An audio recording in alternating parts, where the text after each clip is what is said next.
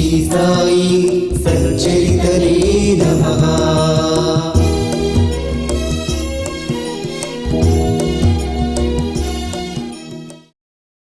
Shri Sai Satcharitra ఓవి to ఓవి మూల గ్రంథము శ్రవణ పారాయణ 42వ అధ్యాయం. శ్రీ గణేశాయ నమః. శ్రీ సరస్వత్యై నమః. శ్రీ గురుభ్యో నమః. శ్రీ కులదేవతాయై నమః. శ్రీ సీతారామచంద్రాభ్యాం నమః. శ్రీ సద్గురు సాయినాథాయ నమః.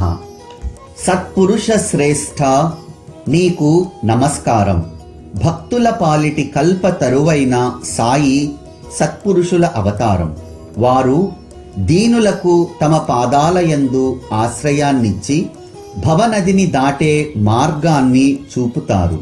గత అధ్యాయంలో సాయి యొక్క పటం జల నిమజ్జనం నుండి ఎలా తప్పించుకుని రక్షింపబడింది అన్న విశిష్టమైన మధుర కథ చెప్పబడింది. బాబా ఒక భక్తుని కలలో కనిపించి జ్ఞానేశ్వరిని పఠించమని స్పష్టంగా అనుజ్ఞ ఇచ్చి అతని కోరికను తీర్చిన కథను కూడా విన్నారు. సారాంశం: గురు కృపాయోగం కలిగితే భవభయ దుఃఖాలు తొలగిపోతాయి. ముక్తి మార్గాలు తెరుచుకుని కష్టాలు సుఖాలుగా మారిపోతాయి. నిత్యం సద్గురు చరణాలను స్మరిస్తే విఘ్నాలను కలిగించే విఘ్నం తొలగిపోతుంది. మరణానికి కూడా మరణం వచ్చి ప్రాపంచిక దుఃఖాలను మరచిపోగలరు. అందువలన శ్రోతలు తమ శ్రేయస్సు కోసం శ్రీ సాయి సమర్థుని చరితాన్ని శ్రవణం చేయండి. దీని వలన శీఘ్రంగా అత్యంత పావనులవుతారు. ఇప్పుడు ఈ అధ్యాయంలో మనం సాయి యొక్క స్వభావాన్ని, అంటే వారి మనసులోని కాఠిన్యాన్ని లేదా మృదుత్వాన్ని గూర్చి వర్ణించుకుందాం. ఇంతవరకు ఏకాగ్ర చిత్తంతో బాబా యొక్క లీలలను విన్నట్లే ఇప్పుడు బాబా తమ శరీరాన్ని త్యజించిన వృత్తాంతాన్ని శ్రద్ధగా వినండి. బాబా యొక్క సహవాస సుఖాన్ని అర్ధ శతాబ్దం కంటే ఎక్కువ కాలం అనుభవించి ఆనందించిన షిరిడీ ప్రజలు ధన్యులు. శక సంవత్సరం 1840లో దక్షిణాయన ప్రథమ మాసంలో శుక్లపక్షంలోని విజయదశమి రోజున, అంటే క్రీస్తు శకము 1918వ సంవత్సరం అక్టోబరు 15వ తేదీన బాబా శరీరాన్ని వదిలారు. ముసల్మానుల మొహర్రం నెలలోని 9వ తారీఖున కత్తల్ రాత్రి రోజున సుమారు 3వ జామున మధ్యాహ్నం 2 గంటలప్పుడు బాబా నిర్వాణానికి సిద్ధమయ్యారు. బుద్ధుని బుద్ధ జయంతి రోజున సాయి యొక్క ముఖ్య తిథి. దేవతల జయంతి వలనే సత్పురుషుల పుణ్యతిథి కూడా జరుపబడుతుంది. 12:30 గంటలు గడిచి విజయదశమి కాలం పూర్తిగా దాటిపోయి ఏకాదశి వచ్చింది. కనుక సాయి యొక్క నిర్వాణ కాలం ఏకాదశి. సూర్యోదయం నుండి తిథిని పాటిస్తే ఆ రోజు తిథి దశమి. అందువల్ల సాయిబాబా నిర్వాణం విజయదశమిగా భావించి ఆ రోజు ఉత్సవం చేస్తారు. మంగళవారం చాలా ప్రసిద్ధి చెందిన కత్తల్ రాత్రి రోజు అని సాయి మహారాజు తమ జ్యోతిని విశ్వజ్యోతిలో ఐక్యం చేశారు.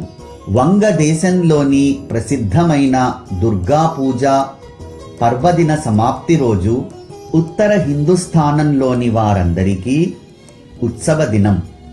శక సంవత్సరం 1838 విజయదశమి రోజునే సాయంకాలం ప్రదోష సమయాన బాబా భవిష్యాన్ని సూచించారు. ఆ అపూర్వ లీలను చెబుతాను. శ్రోతలకు ఆశ్చర్యం కలుగుతుంది. అంతుపట్టని సాయి సమర్థుని మహిమ అందరికీ అర్థమవుతుంది. క్రీస్తు శకము 1916వ సంవత్సరం దసరా పండుగ రోజున సీమోల్లంఘన వేళ సాయంకాలం ప్రజలు పూజలు చేసి తిరిగి వచ్చాక అద్భుతమైన లీల జరిగింది. అకస్మాత్తుగా ఆకాశంలో మేఘాలు ఉరుముతుండగా మెరుపులు మెరిసినట్లు బాబా జమదగ్ని స్వరూపాన్ని ప్రత్యక్షంగా ప్రకటన చేశారు. ఉన్నట్లుండి తల రుమాలును, కఫనీని, లంగోటీని కూడా విప్పేసి ధునిలో వేశారు. అసలే ధునిలో అగ్ని ప్రజ్వలంగా ఉంది. తోడుగా అందులో ఆహుతిని వేసేసరికి జ్వాలలు మరింతగా పైకి లేచి భక్తులను కలవరపెట్టాయి. ఇదంతా అనుకోకుండా జరిగిపోయింది. బాబా మనసులో ఏముందో ఏమీ అర్థం కాలేదు. సీమోల్లంఘన సమయాన వారి కోధ వృత్తి చాలా భీతిని కలిగించేలా ఉన్నది. అగ్ని తన తేజాన్ని వెదజల్లింది. బాబా అంతకంటే తేజోవంతంగా కనిపించారు. భక్తుల కళ్ళు మూసుకుని పోగా ముఖాలను తిప్పేసుకున్నారు. సత్పురుషులు స్వహస్తంతో అర్పించిన దానిని సేవించి అగ్నినారాయణుడు ప్రసన్నుడయ్యాడు. దిగంబరులైన బాబా పరశురాముని వలె ఉగ్రంగా అయ్యారు. వారిని అలా చూచిన కళ్ళు ధన్యం. కోపంతో విప్పారిన బాబా కళ్ళు ఎర్రబారాయి. నేను హిందువునా, మహమ్మదీయుణ్ణా? ఇప్పుడు నిర్ణయించుకోండిరా. హిందువునా లేక యవనుణ్ణా? బాగా నిర్ధారించుకోండి. మీ సందేహాలను తొలగించుకోండి అని గట్టిగా కేకలు వేశారు. ఆ దృశ్యాన్ని చూసి భక్తులు వణికిపోయారు. వారికి బాబా ఎలా శాంతిస్తారు అన్న చింత పట్టుకుంది.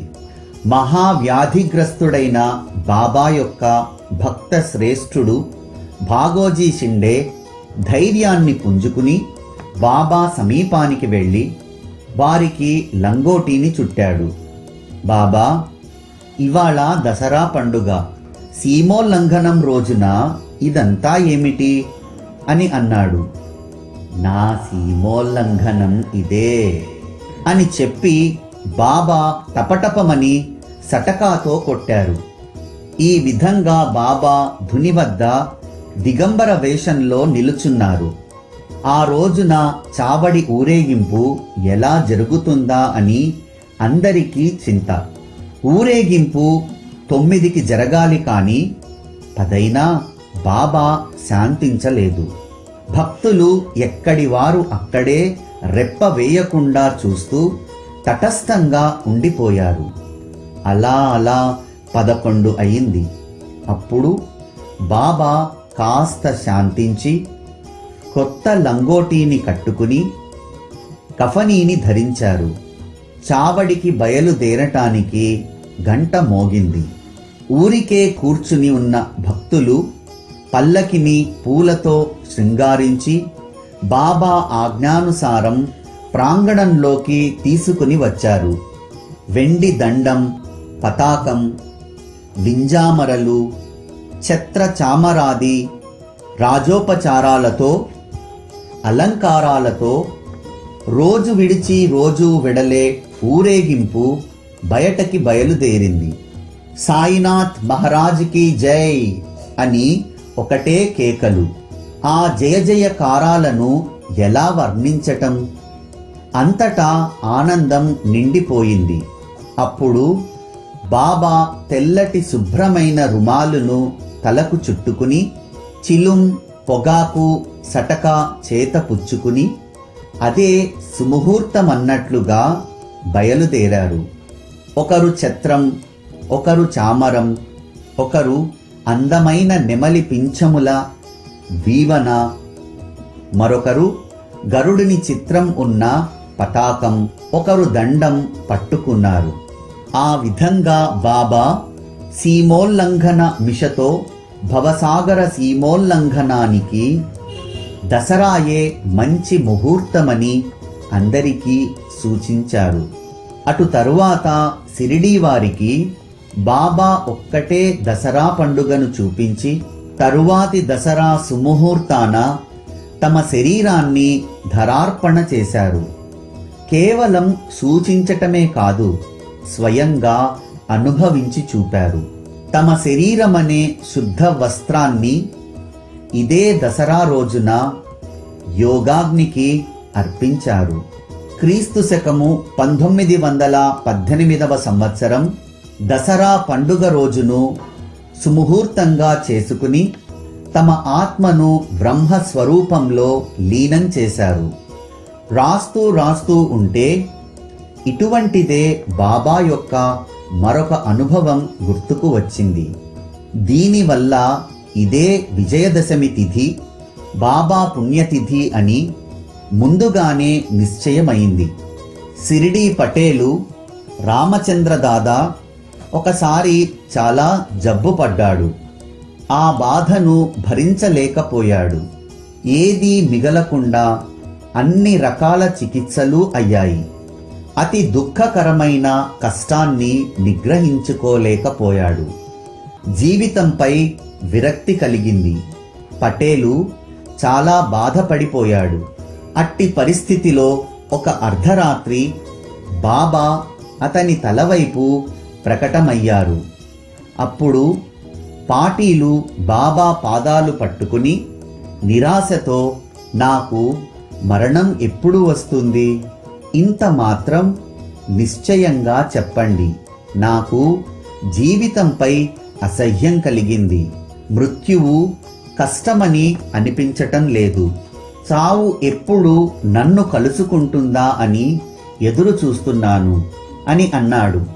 అప్పుడు కరుణామూర్తి అయిన బాబా, నీవు ఏ చింత పెట్టుకోకు, నీ గండం గడిచింది, చావు భయం తొలగిపోయింది, వృధాగా ఎందుకురా బాధపడతావు?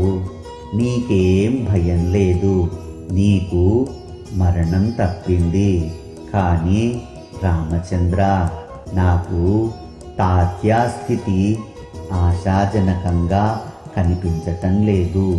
శక సంవత్సరం 1840 దక్షిణాయనంలోని ఆశ్వయుజ మాసంలో శుక్లపక్షపు విజయదశమి రోజున తాత్యా ముక్తిని పొందుతాడు. ఈ విషయం అతనితో చెప్పవద్దు. దీనినే మనసులో పెట్టుకుని కూర్చుంటాడు. అహర్నిశలు చింతలో క్షీణించిపోతాడు. మరణం ఎవరికీ ఇష్టం ఉండదు. కేవలం 2 సంవత్సరాలే మిగిలాయి.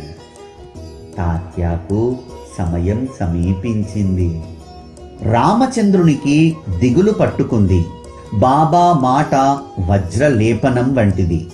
తాత్యాకు చెప్పకుండా రహస్యంగా ఉంచాడు.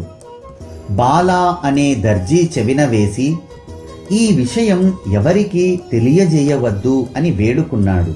వారిద్దరికీ చింత పట్టుకుంది. నిజంగానే రామచంద్ర పాటీలు పక్కపై నుండి లేచాడు. అతని జబ్బు తగ్గింది. రోజులు లెక్క పెడుతూ తెలియకుండానే కాలం గడిచిపోయింది. బాబా చెప్పిన మాటలోని విశేషం శక సంవత్సరం 1840లోని భాద్రపద మాసం గడిచి ఆశ్వయుజం ఆరంభమైంది. తాత్యా మంచాన పడ్డాడు. అక్కడ తాత్యా జ్వరంతో జబ్బు పడితే ఇక్కడ బాబాకు చలితో వణుకు పట్టుకుంది. తాత్యాకు బాబాపై నమ్మకం. బాబాను రక్షించేవాడు శ్రీహరి. బాబా దర్శనానికి కూడా వెళ్ళలేకుండా తాత్యా పక్క వదలకుండా ఉన్నాడు. అతడు శరీర బాధను భరించలేకపోతున్నాడు. విశేషమేమంటే అంతటి యాతనలో ఉన్నా మనసు బాబాపై ఉంచాడు. నడవలేకుండా కదలలేకుండా ఉన్నాడు. అతని బాధ పెరిగిపోతూ ఉంది. ఇక్కడ బాబా బాధతో మూలగటం రోజు రోజుకు పెరుగుతూ రెండింతలయింది. అలా వారి బాధ ఆపలేనంతగా అయింది. బాబా సూచించిన రోజు సమీపించింది. బాలాకు, రామచంద్ర పటేలుకు ఒళ్ళు చెమటలు పట్టసాగాయి. బాబా చెప్పింది నిజంగానే జరిగేలా ఉంది. తాత్యాకు మంచి లక్షణాలు కనిపించటం లేదు. అతని బాధ అధికమవుతూనే ఉంది అని వారు అనుకున్నారు. శుక్లపక్ష దశమి వచ్చింది.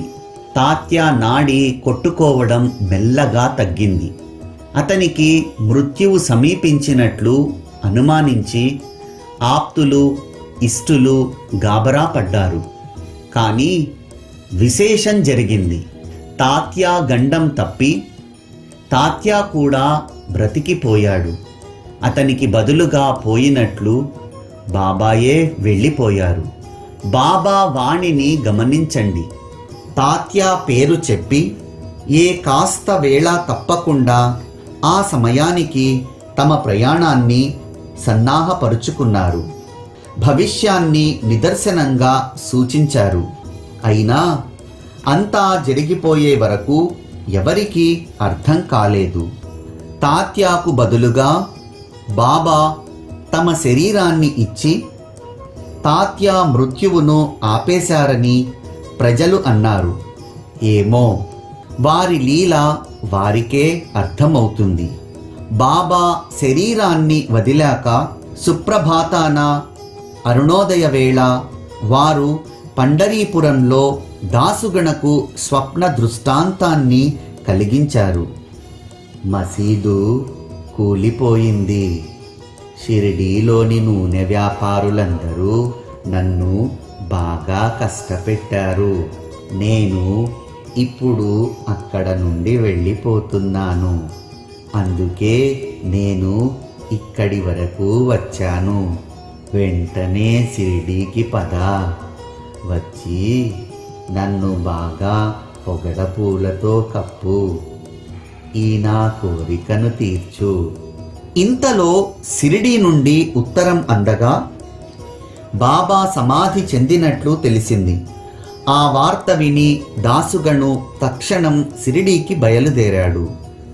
శిష్య పరివారాన్ని వెంట పెట్టుకుని వచ్చి సమాధి ఎదుట జయ జయకారాలతో రాత్రి పగలు భజన, నామ సంకీర్తన చేశాడు. తను స్వయంగా హరినామంతో అత్యంత మనోహరంగా పూలహారాన్ని గుచ్చి ప్రేమతో సమాధిపై అలంకరించాడు. అన్న సంతర్పణ కూడా చేశాడు. ఆ అఖండ నామ ఘోషతో షిరిడి భూలోక వైకుంఠమైంది. ఆ నామం ప్రతిధ్వనిస్తూ ఆ ప్రాంతమంతా నిండిపోయేలా దాసుగణు నామాన్ని కురిపించాడు. బాబాకు దసరాయందే ప్రీతి ఎందుకు అంటే, సంవత్సరంలోని 3.5 రోజుల ముహూర్తాలలో దసరాను ప్రయాణ కార్యాలలో విశేష శుభ సమయంగా భావించటం అందరికీ విషదమే. అయినా ఇది సమంజసం కాదు. రాకపోకలనేవి లేని వారికి మరణం ఎక్కడుంటుంది? అట్టి వారికి శుభముహూర్తం ఎందుకు? ధర్మాధర్మ బంధనాలు లేని వారికి, సకల బంధనాలు విడిపోయిన వారికి, ప్రాణం పోవటమనేదే లేని వారికి నిర్యాణం ఎక్కడిది? బ్రహ్మైవ సన్ బ్రహ్మాప్యేతి అన్నట్లు బ్రహ్మ వంటి బాబాకు రావటం పోవటం లేని సాయి మహారాజుకు మరణం ఎలా సంభవం? అసలు పయనమనేదే లేని వారికి ఉత్తరాయణమైతే ఏం, దక్షిణాయనమైతే ఏం? దీపపు జ్యోతి దీపంలోనే మిళితమయ్యేలా వారు ప్రాణాలను పరబ్రహ్మలో విలీనం చేశారు. పంచభూతాల నుండి అప్పుగా తెచ్చుకున్న ఈ శరీరంతో తమ పనిని సాధించుకున్న తరువాత ఎవరివి వారికి తిరిగి ఇచ్చేయాలి కదా. బాబా భవిష్యత్తులో జరగవలసిన దానిని ముందుగానే సూచించారు. ఆ అమూల్యమైన సమయం గడిచిపోయింది. వారి కీర్తి శాశ్వతంగా నిలిచిపోయింది. బాబాకు జ్వరం రావటం నెపం. వారు లౌకిక రీతిని అనుకరిస్తూ ఒకప్పుడు మూలుగుతూనో లేదా బాధపడుతూ పైకి కనిపించినా లోపల వారు ఎప్పుడూ సావధానంగా ఉండేవారు. ఆ రోజు ఉదయం సుమారు 9-10 గంటలప్పుడు నిర్వాణ సమయం సమీపించగా బాబా తమంతట తాము లేచి నిశ్చలంగా కూర్చున్నారు. ఆ స్థితిలో వారిని చూసి భయంకరమైన అశుభ సమయం దాటిపోయిందని అందరికీ అనిపించి ఆశా సముద్రం ఉప్పొంగింది. అందరూ అలా కూర్చుని దుఃఖిస్తుండగా బాబాకు అంతిమ సమయం సమీపించింది. అప్పుడు జరిగిన వృత్తాంతాన్ని వినండి. ప్రాణం వదలటానికి కాస్త ముందుగా బాబాకు ఏమి తోచిందో తెలియదు, కానీ వారు తమ చేతిని కఫనీ జేబులో పెట్టారు. అది దాన ధర్మాలు చేయవలసిన సమయమని తలచి కాబోలు. లక్ష్మీబాయి అనే సుగుణవతి పేరుకు తగినట్లుగా ప్రవర్తిస్తూ ఎల్లప్పుడూ సాయి చరణాలలో ప్రీతి కలిగి ఉండే ఆ స్త్రీ అప్పుడు సాయి సన్నిధిలో ఉంది. క్షణంలో తమ దేహావసానమని తెలుసుకుని బాబా జాగరూకతతో ఆమెకు ఆ అవసాన సమయంలో ద్రవ్యదానం చేశారు. ఈ లక్ష్మీబాయి షిండేయే మసీదులో బాబా వద్ద నియమ నిర్బంధాలను పాటిస్తూ పనులను చక్కగా నిర్వహిస్తూ ఉండేది. బాబా దర్బారు ఎవరికీ ఏ అడ్డు ఆటంకం లేకుండా ప్రతిరోజు అందరికీ తెరిచే ఉండటం పరిపాటి. కానీ రాత్రి మాత్రం కఠిన నియమం.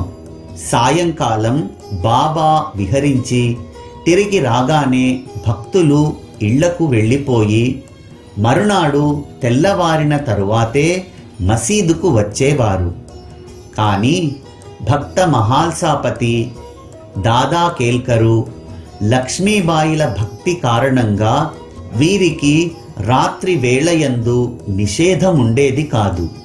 ఈ లక్ష్మీయే ప్రతిరోజు ఎంతో ప్రేమగా బాబాకు భోజన వేళలో రొట్టె, కూర పంపేది. ఈమె సేవను ఎంతని వర్ణించను. ఈ రొట్టె కథను వింటే బాబా యొక్క దయార్ధ హృదయం మరియు శ్వాన సూకరాలలో వారి ఆత్మైక్య భావం తెలిసి ఆశ్చర్యం కలుగుతుంది.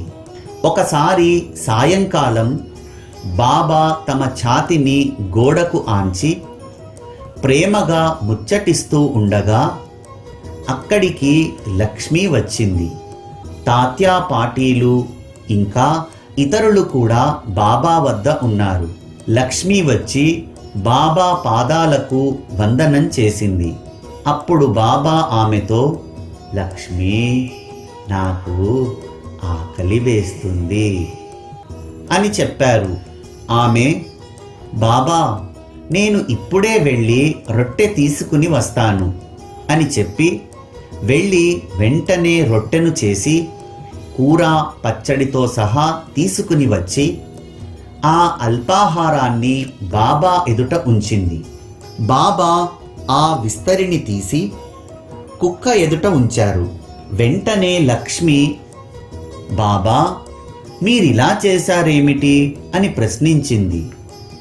నేను ఇంత త్వరగా వెళ్ళి రొట్టె, కూరను తయారు చేసి తెస్తే ఇదేం విడ్డూరం బాబా, కుక్కను బాగా సంతుష్టిపరిచావు.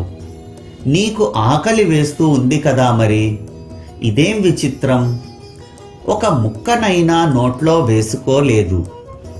అనవసరంగా నన్ను తొందర పెట్టావు. బాబా ఆమెతో, ఎందుకు వృధాగా బాధపడతావు?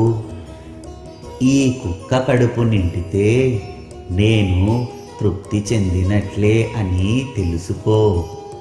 ప్రాణులన్నింటికీ ఆకలి ఒక్కటే. ఈ కుక్కకు ప్రాణం లేదు, అది మూగజీవి అయితే నేను మాట్లాడేవాణ్ణి అంతే. ఆకలిలో భేదం ఉంటుందా?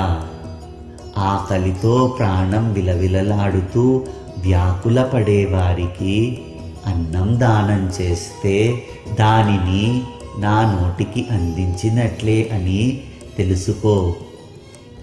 ఈ నా వచనం సర్వత్రా ప్రమాణం అని చెప్పారు.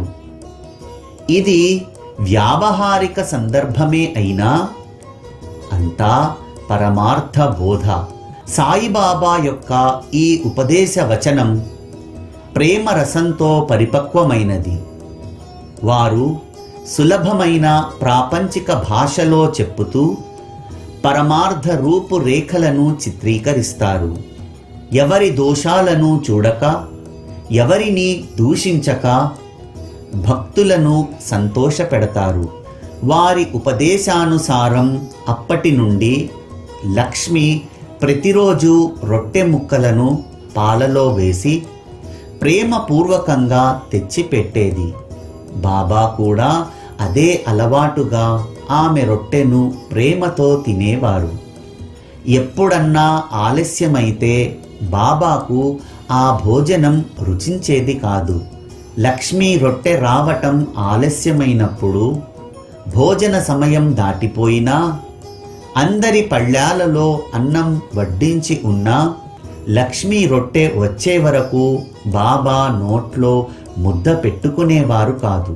పళ్ళెంలోని అన్నం చల్లబడి నీరు కారిపోయినా అంతా ఆకలితో అలమటించిపోతూ కూర్చోవటమే కానీ లక్ష్మీ రొట్టె రాకుండా భోజనం చేసేవారు కాదు.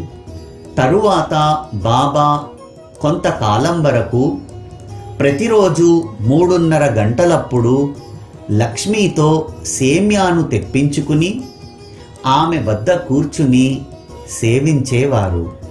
బాబా అతి పరిమితంగా సేవించి మిగిలిన దానిని బాబా ఉచ్ఛిష్ట ప్రసాదాన్ని ప్రీతిగా కోరుకునే రాధాకృష్ణ బాయికి లక్ష్మీ ద్వారానే పంపించేవారు. సాయి యొక్క శరీర విసర్జన వృత్తాంతాన్ని చెబుతూ సంబంధం లేని ఈ రొట్టె కథ ఎందుకు అని శ్రోతలు అనకండి. ఇది సాయి యొక్క సర్వవ్యాపకత్వాన్ని తెలియజేస్తుంది. సకల చరాచర దృశ్యాలకు అతీతంగా ఉన్న పరాత్పరులైన సాయి అంతటా ఎప్పుడూ నిండి ఉన్నారు. వారికి జననం లేదు, వారు అమరులు. ఈ తత్వాన్ని తెలియజేయటమే ఈ కథ యొక్క ముఖ్య ఉద్దేశం. లక్ష్మికి సంబంధించిన ఈ మధుర వృత్తాంతం సహజంగా గుర్తుకు వస్తే ఇది శ్రోతల కోసమే అని నేను భావిస్తాను.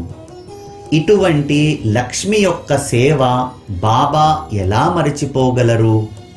వారు ఎంత బాగా గుర్తు చేసుకున్నారో ఆ విషయాన్ని శ్రద్ధగా వినండి.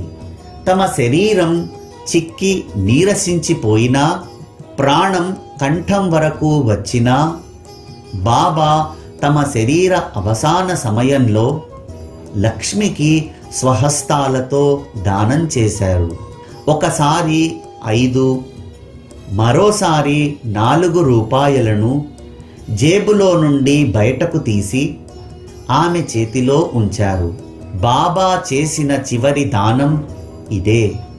ఇది నవవిధ భక్తికి గుర్తుగానా, లేక ఇది దుర్గా నవరాత్రి పూజలయ్యాక సీమోల్లంఘన రోజున ఇచ్చే దక్షిణ, లేక శ్రీమద్ భాగవతంలోని శ్రీకృష్ణుడు ఉద్ధవునితో చెప్పిన శిష్యుల నవ లక్షణాలను బాబా గుర్తుకు తెచ్చారా?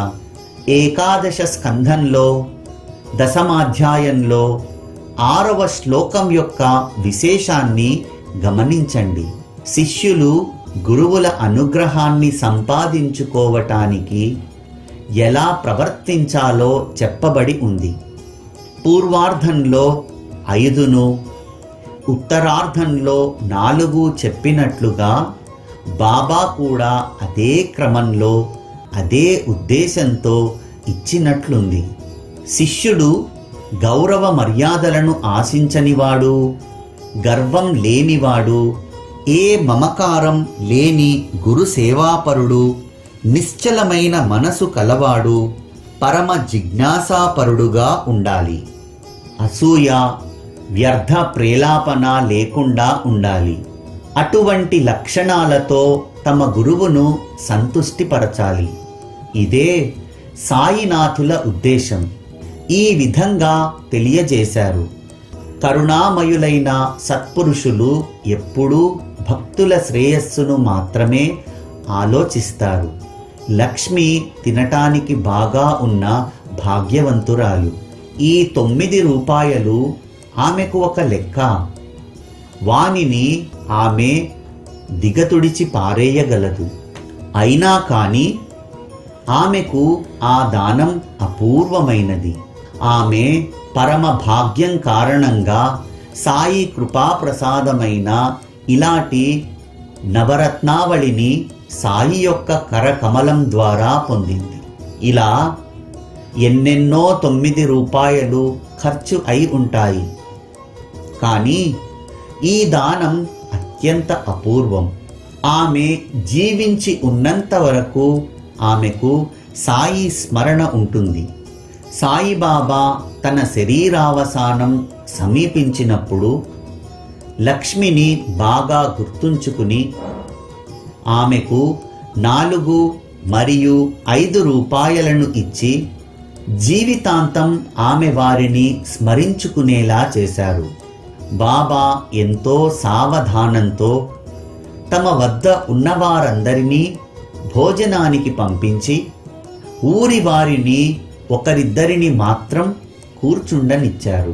ప్రేమికులైన కొంతమంది బాబా భక్తులు ఆ క్లిష్ట సమయంలో బాబా వద్ద నుండి వెళ్ళకూడదని తలిచి వారి వద్ద నుండి వెళ్ళమని మొండికెత్తారు. కానీ అంతిమ సమయంలో ఎవరి మోహంలోనూ పడే అపాయం లేకుండా బాబా వారందరినీ త్వరగా తరిమేశారు. తమ నిర్వాణ సమయం అతి దగ్గరలో రానున్నదని తెలుసుకుని బాబా బాపు సాహెబు బుట్టీని, కాకా సాహెబు దీక్షితుని వాడాకు వెళ్ళి భోజనం చేసి మరలా రండి అని చెప్పారు. భక్తుల దుఃఖాన్ని చూసి బాబా మనసు విచలితమైంది. అందుచేత వెళ్ళండి వెళ్ళండి, భోజనం చేసి రండి అని అందరినీ ఆజ్ఞాపించారు. అహర్నిశలు వారి సమీపంలో ఉంటూ ఎప్పుడూ వారి సాంగత్యంలో ఉండేవారు. వారి మనసును బాధపడుతున్నా బాబా ఆజ్ఞానుసారం లేచారు. ఆ సమయంలో వారి సాన్నిధ్యాన్ని వదలలేరు. వారి ఆజ్ఞను ఉల్లంఘించనూ లేరు. బాబా మనసు బాధ పెట్టలేక వాడాకు భోజనానికి వెళ్ళారు. బాబా బాధ భయంకరంగా అధికమవుతూ ఉంటే ఇక ఎక్కడి భోజనం, ఎక్కడ తినటం? ప్రాణాలు బాబా వద్ద చిక్కుకొని పోయినవి. ఒక్క క్షణమైన బాబా యొక్క విస్మరణను సహించలేకపోయాము. వెళ్ళి భోజనానికి కూర్చున్నారు. ఇంతలో వెంటనే పిలుపు వచ్చింది. అర్ధ కడుపుతోనే పరుగున వచ్చారు. కానీ బాబాను కలుసుకోలేకపోయారు. ఆయుర్దాయ తైలం ముగిసిపోగానే ప్రాణజ్యోతి మందగించి బాబా శరీరం బయాజీ అప్పాకోతే ఒడిలో విశ్రమించింది. నేలపై పడిపోయి గాని లేదా నిదురలో కానీ కాక బాబా చక్కగా గద్దెపై కూర్చుని స్వహస్తాలతో దానం ధర్మం చేసి శరీరాన్ని విసర్జించారు. సాయి సమర్థుని మనోగతం ఎవరికీ తెలియదు. శరీరాన్ని విడిచిన తక్షణం వారు బ్రహ్మీభూతులయ్యారు. మాయా శరీరాన్ని ధరించి సత్పురుషులు సృష్టిలోకి అవతరిస్తారు. ఉద్ధరణ కార్యం ముగిసిన వెంటనే అవ్యక్తంలో కలిసిపోతారు. నటులు నానా రకాల పాత్రలను ధరించినా లోపల తమను తాము పూర్తిగా జయించుకుంటారు. అట్లే పరిపూర్ణంగా అవతరించిన వారికి మరణం ఒక కష్టమా? లోక కళ్యాణానికి అవతరించిన వారి కార్యం పూర్తి కాగానే అవతారం సమాప్తి అయిపోయింది. తమ ఇచ్ఛానుసారం ఒక రూపాన్ని ధరించిన వారు జనన మరణాలకు కట్టుబడి ఉంటారా? పరబ్రహ్మ వైభవమున్న వారికి మరణం ఎలా సంభవం? మమకారం అనేది లేని వారిని జనన మరణాలు ఎలా బాధించగలవు? సాయిబాబా పనులలో నిమగ్నమైనట్లు కనిపించినా వారు ఎప్పుడూ ఏ కర్మను చేయనట్లే. వారు అహంకార రహితంగా ఎప్పుడూ కర్మలలో అకర్మనే చూసేవారు. నా భుక్తం క్షీయతే కర్మ, అనుభవించనిదే కర్మ తొలగిపోదు. ఇది స్మృతిలో చెప్పిన కర్మలోని మర్మం. కానీ బ్రహ్మను తెలుసుకున్నవారు, అంతటా అన్నింటిలోనూ బ్రహ్మనే చూసేవారు ఏ భ్రమలోనూ ఉండరు. చేసిన కర్మల పరిణామమే కర్మ ఫలాల సముదాయం. దీనిలోని ద్వైత భేదం అంతటా ప్రసిద్ధం. ముత్యపు చిప్పపై వెండిని చూసేలా బ్రహ్మజ్ఞానులు కర్మను కూడా బ్రహ్మగా చూస్తారు. బాబా వంటి కరుణాళువైన జనని కాలుని నోట్లో ఎలా పడిపోయింది? చీకటి రాత్రి పగటి దినాన్ని మింగేసినట్లుగానే ఈ కథ జరిగింది. ఇప్పుడు ఈ అధ్యాయాన్ని ఇక్కడ సమాప్తి చేసి ప్రతి మాసంలోని నియమాన్ని పాటిస్తాను. లేకపోతే ఇంకా విస్తారమైపోతే శ్రోతలు విసుగు చెందుతారు.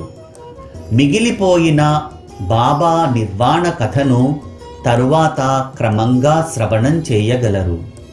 హేమాడు సాయి సమర్థుని శరణుజొచ్చి వారి కృపతో కృతార్థుడయ్యాడు. స్వస్తి శ్రీ సంత సజ్జన ప్రేరితము భక్త హేమాడ్ పంత్ విరచితము అయిన శ్రీ సాయి సమర్థ సచ్చరితంలో శ్రీ సాయినాథ నిర్వాణమను 42వ అధ్యాయం సంపూర్ణం.